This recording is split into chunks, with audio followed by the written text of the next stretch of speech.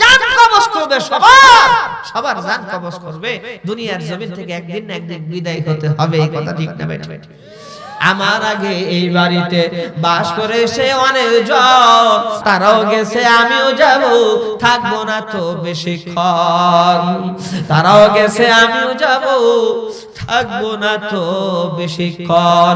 মৌত থেকে যতই পালাও মৌত তোমায় লইবে ঘিরে, যদিও সুদূর আকাশ পারে লোকাও সেথায় লাগিয়ে সিঁড়ি।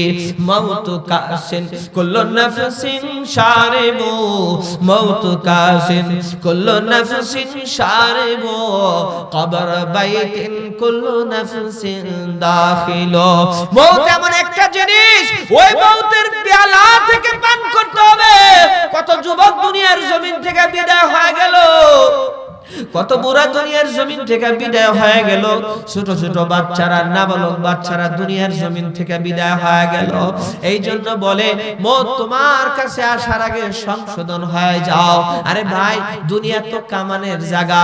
কোন লোক যদি বিদেশ যায়, আমেরিকা যায়, সৌদি আরব যায়, দুবাই যায়, কুয়েত যায়, কাতার যায়, আর সেইখানে গিয়ে যদি মেহনত না করে কামাইতে পারবে না, এমনকি তার খাওয়া দাওয়া থাকাও কষ্ট হবে। বলে যে দুনিয়া হলো কামাইয়ের জায়গা, কামাই করে নাও। একবার সুবহানাল্লাহ বলেও লাভ আছে।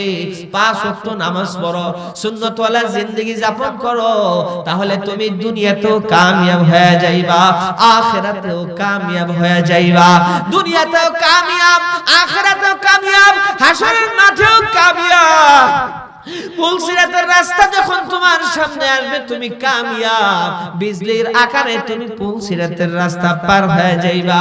বিনা হিসাবে আল্লাহ রাব্বুল আলামিন তোমাকে জান্নাত দিয়ে দিবেন।